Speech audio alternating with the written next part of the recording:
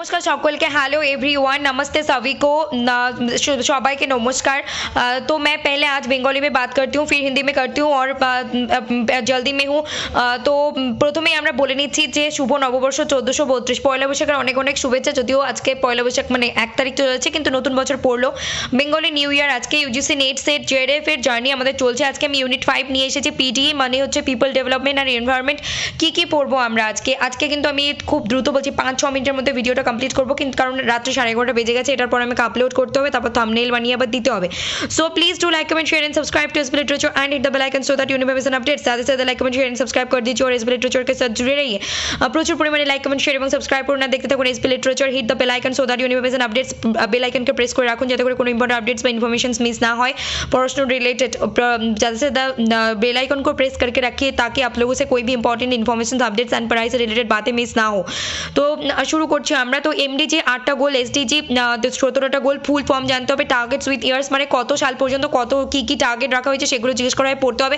তার সাথে human and environment interaction. যখন আমরা এনভায়রনমেন্ট নিয়ে পড়াশোনা করছি তখন আমাদেরকে জানতে হবে প্রকৃতির সঙ্গে মানুষের কানেকশনটা কোথায়, কি renewable and non renewable resources মানে হচ্ছে যে আমরা কোন কোন শক্তি বা কোন কোন এনার্জিগুলোকে পুনরায় ব্যবহার করতে পারি, জিনিসপত্র কোনগুলোকে ব্যবহার করতে পারি না সেগুলো।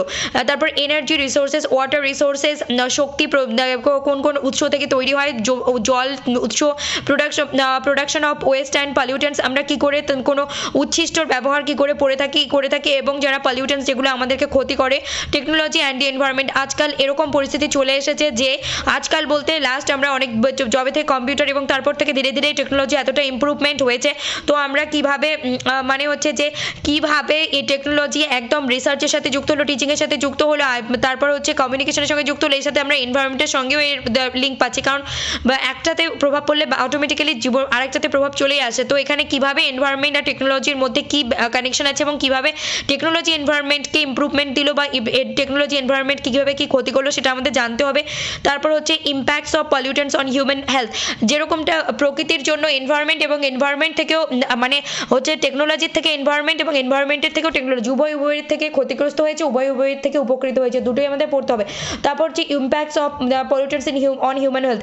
অবশ্যই মানুষের শরীরে কীভাবে পলিউটেন্টস বা এই যে পরিবেশ দূষণ যে হয় সেটা কীভাবে প্রভাব ফেলছে, সেটা সোর্সেস অফ হার্মফুল গ্যাসেস মানে কোন কোন গ্যাস দ্বারা কী প্রবলেম হয়, কোন গ্যাসের জন্য গলায় শ্বাসকষ্ট হয়, কোন গ্যাসের জন্য চোখের প্রবলেম হয়, এগুলো আমাদের সব জানতে হবে এবং কি প্রবলেম হয়। হেলথ ইম্প্যাক্টস এয়ার পলিউশন মানে এই যে বায়ু দূষণ হলে কি শরীরে প্রভাব পড়ে। কারণ প্রকৃতি আর মানুষ কোনোটাই মানুষ বাদ দিয়ে প্রকৃতি হবে না, প্রকৃতি বাদ দিয়ে মানুষ হবে না। কারণ প্রকৃতিকে আমরা যত ধ্বংস করবো বা যত প্রকৃতির উপর অত্যাচার করবো তত মানব জীবনই কিন্তু ক্ষতিগ্রস্ত এবং মানব জীবনকেই সাফার করতে হবে বা ভোগ করতে হবে, এর বাইরে কেউ করবে না। নয়েজ পলিউশন মানে হচ্ছে শব্দ দূষণ, সয়েল পলিউশন, মাটি দূষণ, radioactive pollution, light pollution, natural hazards and disasters mitigation strategies. কীভাবে এগুলো থেকে আমরা বেঁচে উঠতে পারবো তার জন্যও list of natural disasters with years মানে হচ্ছে যে এই যে প্রাকৃতিক দুর্যোগ কত সাল থেকে কি সুনামি হয়েছে, কত সালে কোন দুর্যোগ হয়েছে, এখনও রিসেন্ট আমফান, তারপর হচ্ছে সুনামি কত হয়ে গেছে, এগুলো সব আমাদের মনে রাখতে হবে কারণ প্রশ্ন চাওয়া হয়।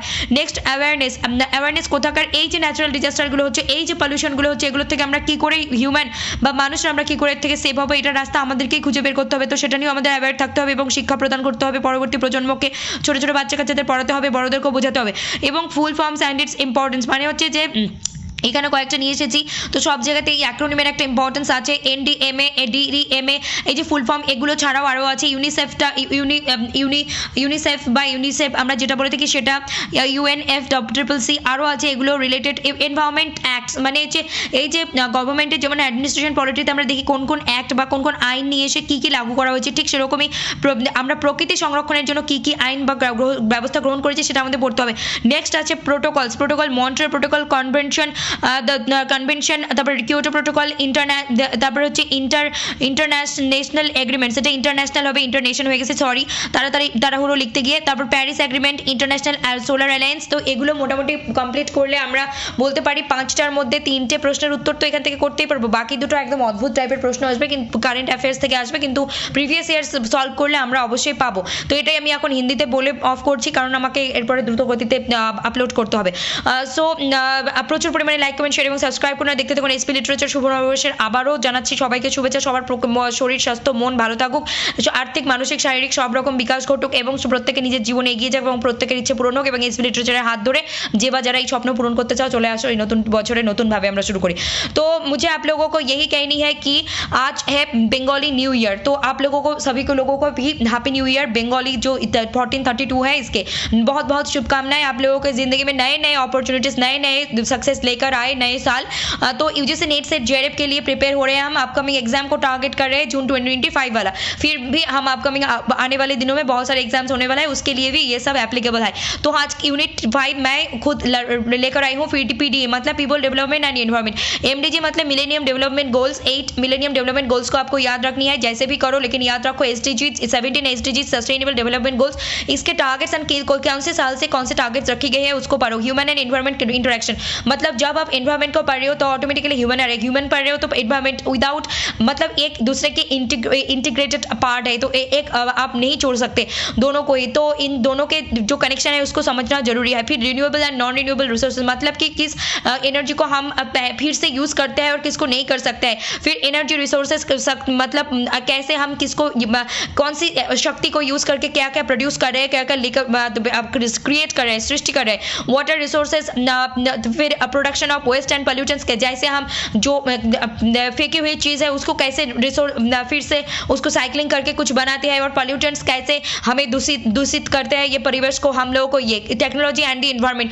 आज लोग आप लोगों को पता है कि पढ़ाई में टीचिंग में टेक्नोलॉजी मतलब आईसीटी है, information and communication technology digitalise सब कुछ हो चुके हैं। रिसर्च में है, कम्युनिकेशन में है, तो एनवायरमेंट में भी होंगे क्योंकि एक दूसरे से ये इंटरकनेक्टेड है। एक अगर प्रभावित होंगे अपने आप दूसरे भी प्रभावित हो जाएंगे। Impacts of pollutants on human health, human health के ऊपर कैसे ये प्रभाव रखते हैं, अच्छे या बुरे।